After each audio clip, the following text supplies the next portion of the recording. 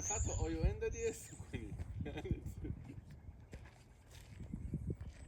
به نظر من برد تو روی اعتماد به نفس